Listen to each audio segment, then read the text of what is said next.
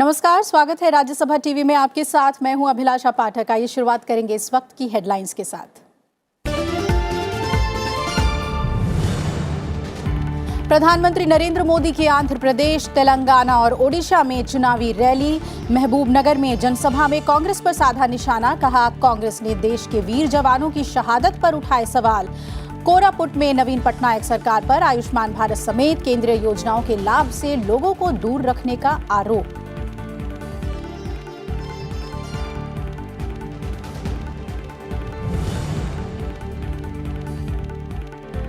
BJP अध्यक्ष अमित शाह की पश्चिम बंगाल और बिहार में रैली। तृणमूल कांग्रेस पर राज्य में कानून व्यवस्था खत्म करने का लगाया आरोप।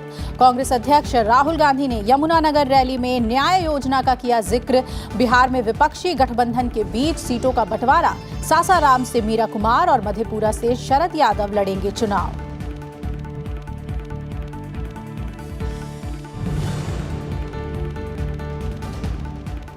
हिंदू आतंकवाद के मुद्दे पर बीजेपी ने कांग्रेस को घेरा। केंद्रीय मंत्री अरुण जेटली का आरोप, कहा समझौता एक्सप्रेस ब्लास्ट समेत कई मामलों में बिना ठोस सबूतों के हिंदू समाज को बदनाम करने की हुई कोशिश।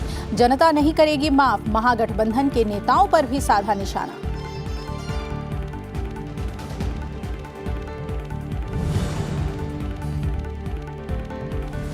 भारत ने पाकिस्तान से करतारपुर साहिब गलियारे के बारे में कुछ प्रमुख प्रस्तावों पर मांगा स्पष्टीकरण।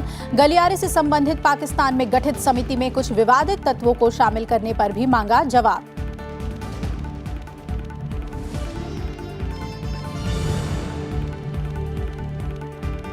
और अजलान शाह कप में भारत ने आखिरी लीग मैच में पोलैंड को 10 गोल से दी करारी शिकस्त। फाइनल में पहले ही बना चुका है जगह। कल खिताबी भिड़ंत में दक्षिण कोरिया से होगा मुकाबला।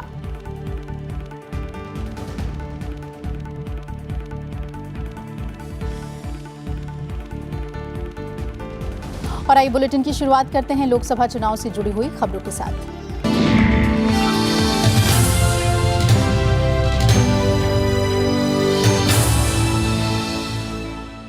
पहले चरण के लोकसभा चुनाव के लिए प्रचार अब जोर पकड़ने लगा है। प्रधानमंत्री नरेंद्र मोदी ने आज तेलंगाना में कांग्रेस पर निशाना साधा। महबूबनगर में रैली को संबोधित करते हुए पीएम ने कहा कि आज साफ नजर आ रहा है कि लोगों की सेवा करने वाले लोग कैसे कांग्रेस को अलविदा कह रहे हैं। घोटालों से घिरी कांग्रेस देश के वीर जवानों पर सवाल उठाती है, सपूत के बजाय सबूत मांगती है, तो आप समझ सकते हैं कि कांग्रेस किस स्थिति में पहुंच गई है। आपने कांग्रेस और दूसरों के अनेक वर्षों का शासन देखा है और इस चौकीदार के 60 महीने भी देखे हैं। विकास के ऐसे अनेक काम इन 60 महीनों में किए गए हैं जो दशकों से अटके और लटके पड़े थे। इसके अलावा प्रधानमंत्री ने आंध्र प्रदेश के कुरनूल में भी एक जनसभा को संबोधित किया।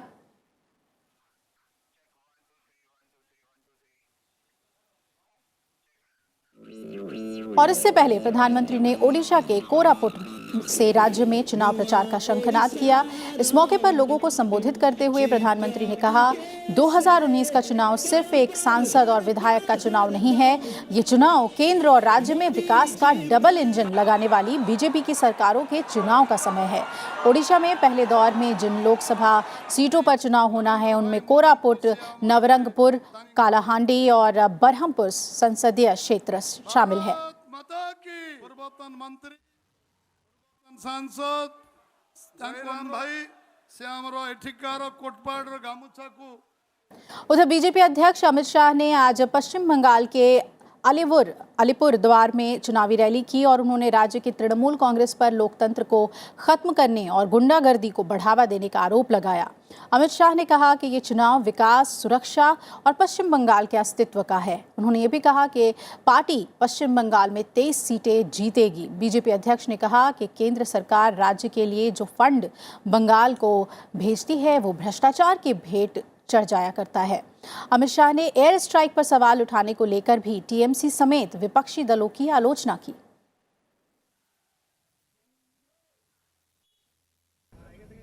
40 जवानों पर हमला कर मौत के घाट उतार दिया पुलवामा में पाकिस्तान के आतंकवादियों को। उनको दंड देना चाहिए या नहीं देना चाहिए? उन पर बम बरसाने चाहिए नहीं बरसाने चाहिए? एयर स्ट्राइक करनी चाहिए नहीं करनी चाहिए? आतंकवादियों को मुंहतोड़ जवाब देना चाहिए नहीं देना चाहिए? पाकिस्तान को मुंहतोड़ जवाब देना चाहिए नहीं देना चाहिए? अभी ममता दीदी ना बोल रही है, हम क्या करें? चिंता मत करिए, चाहे ममता हो, अखिलेश हो, राहुल बाबा हो, वो बातचीत करने की सलाह कर रहे हैं। मैं आपको आश्वस्त करने आया हूं मित्रों, नरेंद्र मोदी सरकार, भाजपा सरकार आतंकवादियों को छोड़ेगी नहीं। पाकिस्तान की ओर से गोली आएगी, यहां गोले से जवाब दिया जाएगा। इसके बाद बीजेपी अध्यक्ष अमित शाह ने बिहार के औरंगाबाद में चुनावी रैली की। उन्होंने कहा कि एक ओर प्रधानमंत्री नरेंद्र मोदी के रूप में कठोर फैसले लेने वाला नेतृत्व है जिसने दुनिया में देश का मान बढ़ाया है, वहीं दूसरी ओर बिहार का गठबंधन है जिसका कोई नेता ही नहीं। ऐसे लोग बिहार का विकास नहीं कर सकते हैं।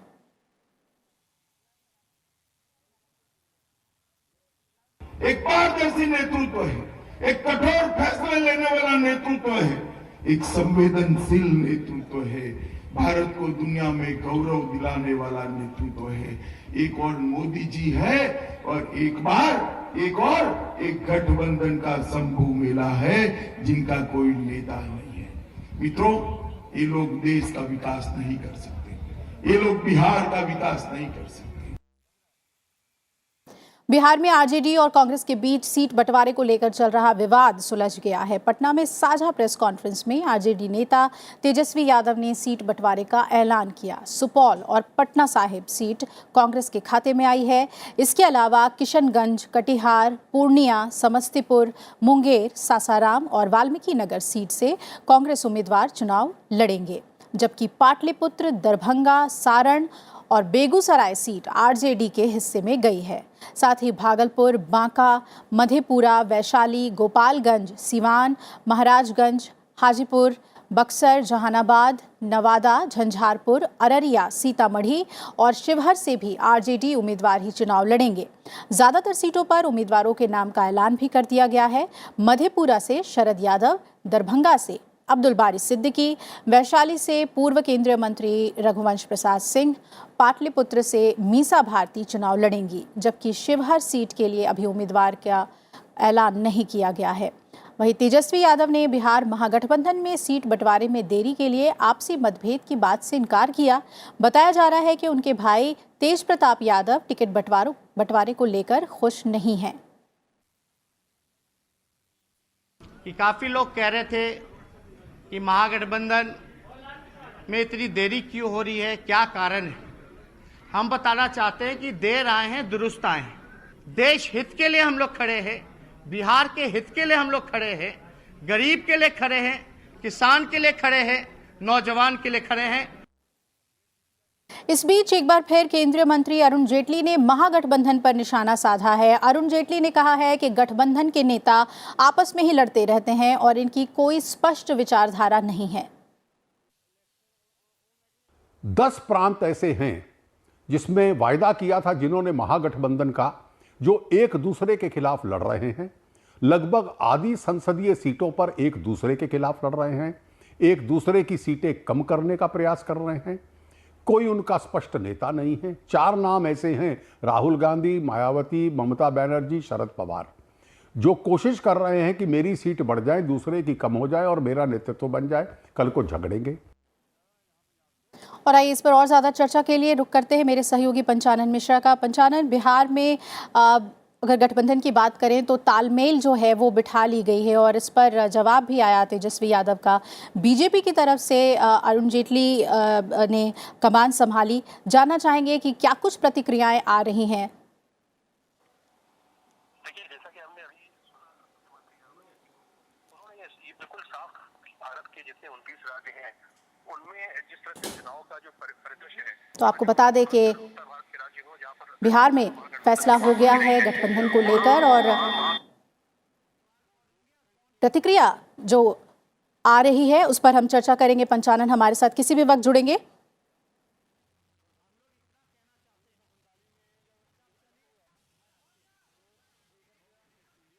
ये भी आ रही थी कि ऐसा भी लग रहा था कि शायद आरजेडी और कांग्रेस ये दोनों पार्टियां साथ में नहीं आ पाएंगी और महागठबंधन नहीं बन पाएगा।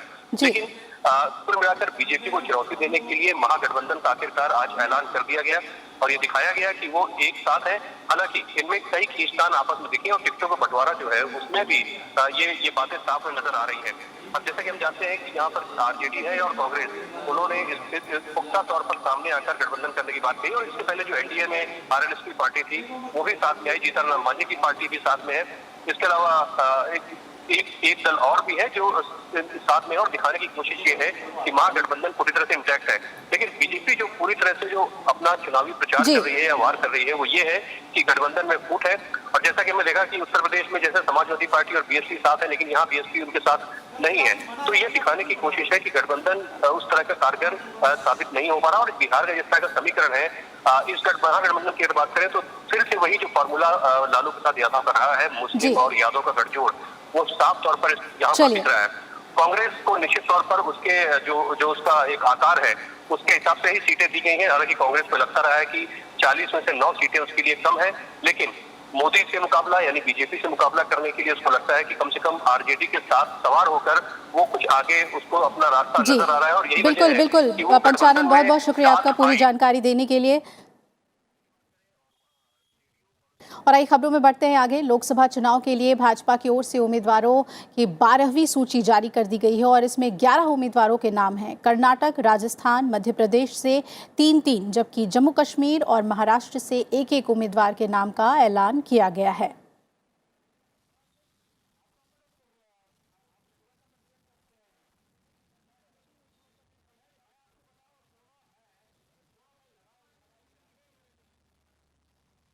और उधर हरियाणा के यमुनानगर में आयोजित चुनावी रैली में राहुल गांधी ने मिनिमम आय गारंटी योजना का जिक्र करते हुए कहा कि कांग्रेस की सरकार बनी तो देश के गरीब को, जिनकी आय प्रतिमाह 12,000 रुपए से कम है, ऐसे सभी परिवारों के खाते में 72,000 रुपए सालाना देने का इंतजाम सरकार करेगी।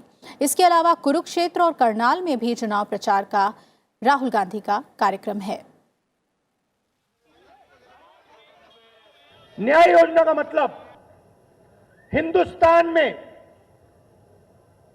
जिसकी भी आमदनी 12,000 रुपए से कम, महीने से कम की है, 20% हिंदुस्तान में लोग हैं, परिवार हैं जिनकी आमदनी 12,000 रुपए प्रति महीना से कम है। हम उनको ढूंढेंगे, उनके नाम निकालेंगे और उन सबको, सब परिवारों को साल के 72,000 रुपए उनके बैंक अकाउंट में डाल देंगे।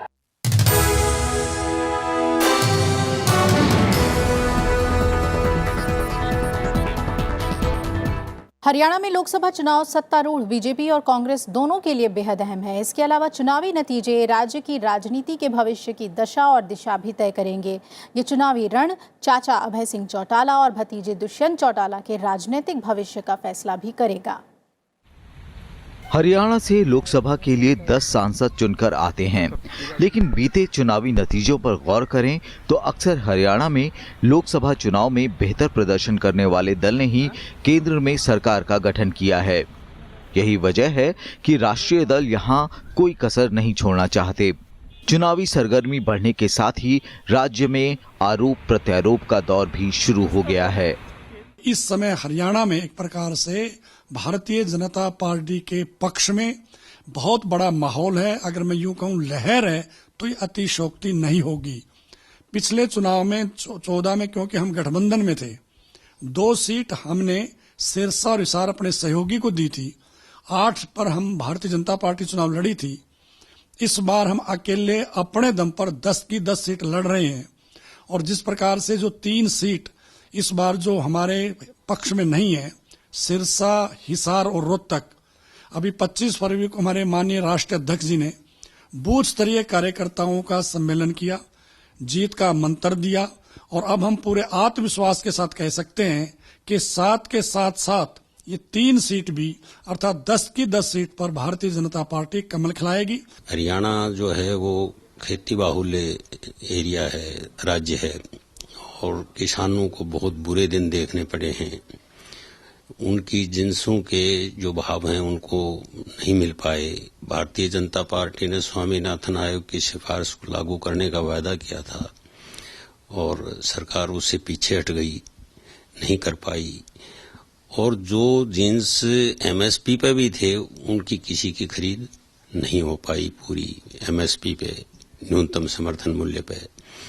गन्ना किसान थे, उनके आज भी मिलों पर बकाया खड़े हैं पैसे, सरकार उनको दिला नहीं पाई। जबकि पहले की जो सरकार थी, पूर्ववर्ती सरकार, उसमें किसी भी गन्ना मिल पे कोई बकाया नहीं रहा था। हरियाणा में सत्ता में रही इंडियन नेशनल लोकदल राज्य में मजबूत राजनीतिक पार्टी मानी जाती है, लेकिन बीते दिनों राजनीतिक विरासत के विवाद के बाद चौटाला परिवार में सुलह की तमाम कोशिशें नाकाम हो गईं। अब अभय चौटाला और 2014 में इनेलो से सांसद बने दुष्यंत चौटाला की राजनीतिक राहें जुदा हो चुकी हैं। सांसद दुष्यंत चौटाला अब जन नायक जनता पार्टी के बैनर तले चुनावी मैदान में कूद पड़े हैं। हम लोगों के बीच में इसी बात के साथ जा रहे हैं कि दुष्यंत चौटाला ने देश के सबसे युवा सांसद होते हुए, 26 साल की उम्र में वो लोकसभा पहुंच गए थे, सबसे युवा सांसद होते हुए जो काम करवाए हैं पिछले 5 साल में, उनकी तुलना आप बाकी के 9 सांसदों से करके देख लीजिए। जो सत्ता पक्ष के हैं वो भी और जो विपक्ष के हैं वो भी, आपको कोई भी बराबर में उनके खड़ा नजर नहीं आएगा। ना जो जमीन पर काम होने हैं, योजनाएं आनी हैं उनके मामले में, और ना ही संसद में एक सांसद के तौर पर आपकी कितनी भागीदारी है उसको लेकर। बीजेपी ने 2014 में राज्य में सबसे ज्यादा 7 लोकसभा सीटें जीती थीं। जाहिर है वो इस बार अपने प्रदर्शन को दोहराना चाहेगी। वहीं पूर्व सीएम भूपेंद्र सिंह हुड्डा समेत पूरी कांग्रेस के सामने अपनी खोई जमीन को वापस पाने की चुनौती है। इसके अलावा चौटाला परिवार के दोनों धड़ों के लिए ये चुनाव वर्चस्व की जंग भी बन गया है। हरियाणा के लिए ये लोकसभा चुनाव कई मायनों में बेहद खास होंगे, जहां एक ओर केंद्र सरकार के गठन में ये अहम भूमिका निभाएंगे, साथ ही राज्य में होने वाले विधानसभा चुनाव में भी इस चुनाव की छाप देखने को मिलेगी। कैमरा पर्सन संतोष यादव के साथ नवविक्रम सिंह, राज्यसभा टीवी, चंडीगढ़। और चंडीगढ़ से नवविक्रम हमारे साथ जुड़ रहे हैं ज़्यादा जानकारी के साथ।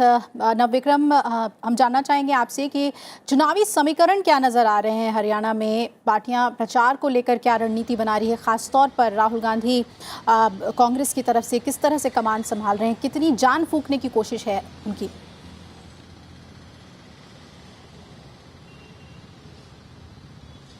अभिलाषा, बिल्कुल आपने ठीक कहा। एक तरह से पार्टी जो कांग्रेस पार्टी है, जिस तरीके से हमने राहुल गांधी की रैली यहाँ हरियाणा में देखी, अपनी खोई हुई जमीन को वापस पाने की कोशिश कर रही है पूरी जीटी रोड बेल्ट पर, खास तौर पर क्योंकि पार्टी यहाँ पर पहले सत्ता में रही है। भूपेंद्र सिंह हुड्डा हो या फिर दीपेंद्र सिंह हुड्डा, और इसके अलावा कई चेहरे हैं, वो चेहरे पेश करने की कोशिश भी की जा रही है।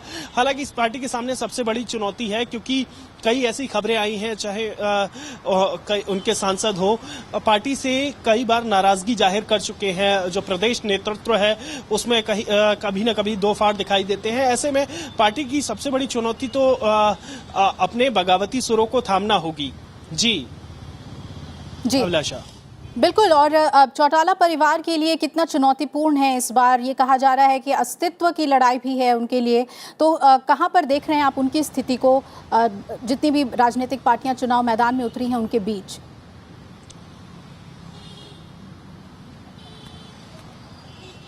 अभिलाषा, चौटाला परिवार के लिए तो ये खास तौर पर बेहद अहम चुनाव है, क्योंकि एक तरह से उनके राजनीतिक भविष्य का फैसला इस चुनाव में होगा। क्योंकि अगर हम इनेलो की बात करें, जो कि पुरानी पार्टी है, वो जींद के उपचुनाव में काफी कम वोट उसने पाया था, जबकि जो दुष्यंत चौटाला की जो पार्टी उन्होंने नई बनाई है, जेजेपी, जननायक जनता पार्टी, उसने जींद उपचुनाव में काफी बेहतर प्रदर्शन किया था। लेकिन अब ये देखना होगा कि लोकसभा चुनाव में दुष्यंत चौटाला बिना इनेलो के बैनर तले कितना लोगों तक अपनी बात पहुंचा पाते हैं, क्योंकि हमने अक्सर देखा है कि जो ग्रामीण जनता है वो बैनर और चुनाव चिन्ह पर ज्यादा भरोसा करती है। उन तक अपनी बात पहुंचाना दुष्यंत चौटाला के सामने बड़ी चुनौती होगा। साथ ही इनेलो पार्टी में जो उनके जो वोट परसेंटेज जो जींद उपचुनाव में कम हुआ था उसे एक बार फिर से बढ़ाना और राज्य में अपनी पहुंच को, अपनी पकड़ को बरकरार रखना एक बड़ी चुनौती होगा। तो जाहिर है कि ये जो चौटाला परिवार है उसके लिए तो ये राजनीतिक भविष्य का फैसला करने वाला चुनाव होगा। जी बिल्कुल, बहुत बहुत शुक्रिया नव विक्रम आपका पूरी जानकारी हमें देने के लिए, हरियाणा की तस्वीर समझाने के लिए।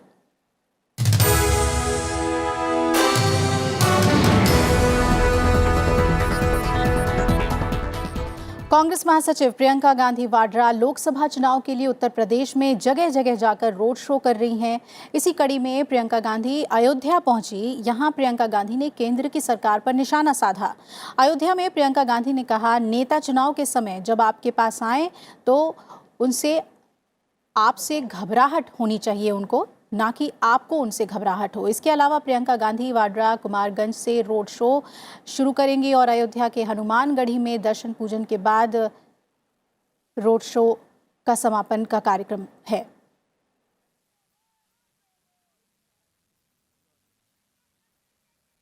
जब जनता के सामने नेता आए उसको थोड़ी सी घबराहट होनी चाहिए, उसको यह एहसास होना चाहिए कि मुझे जनता ने बनाया है। अगर मैंने काम नहीं किया, अगर मैंने जनता को आगे नहीं बढ़ाया तो मेरा नुकसान होगा। लेकिन मेरी आपसे शिकायत है कि आप ये बात भूल गए हो। आपने नेताओं को बहुत बड़ा दर्जा दे दिया। आप भूल गए हो कि सत्ता आपके हाथों में है। अपनी शक्ति को पहचानिए। आपका देश है, किसी और का नहीं है। आपका देश है, आपके खून पसीनों से बना है। किसानों ने ये देश बनाया है, जवानों ने ये देश बनाया है, आपने बनाया है।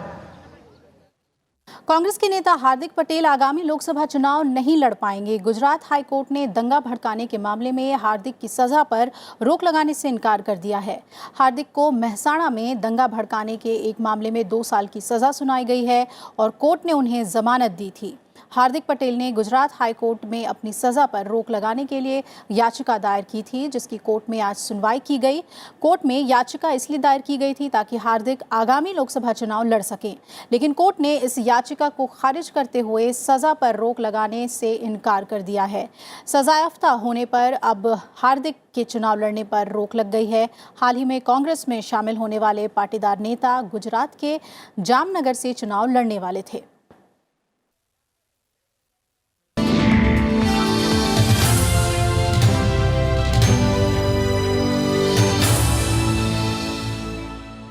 भारत ने पाकिस्तान से करतारपुर साहिब गलियारे के बारे में कुछ प्रमुख प्रस्तावों पर स्पष्टीकरण मांगा है। ये प्रस्ताव अटारी सीमा पर हुई पिछली बैठक के दौरान पाकिस्तान को दिए गए थे। विदेश मंत्रालय ने कहा है कि उसने इन खबरों पर भी पाकिस्तान से स्पष्टीकरण मांगा है कि गलियारे से संबंधित पाकिस्तान में गठित समिति में कुछ विवादित तत्वों को शामिल किया गया है। सरकार करतारपुर गलियारे के बारे में चर्चा को सकारात्मक ढंग से बढ़ाना चाहती है। भारत स्पष्ट कर चुका है कि इसका इस्तेमाल भारत विरोधी गतिविधियों या प्रोपेगेंडे के लिए नहीं होना चाहिए। भारत चाहता है कि तीर्थयात्री सुरक्षित ढंग से आ जा सकें। उम्मीद है कि पाकिस्तान भी इस पर ध्यान देगा। दोनों देशों के बीच अगले चरण की बातचीत वाघा बॉर्डर पर 2 अप्रैल को होनी थी।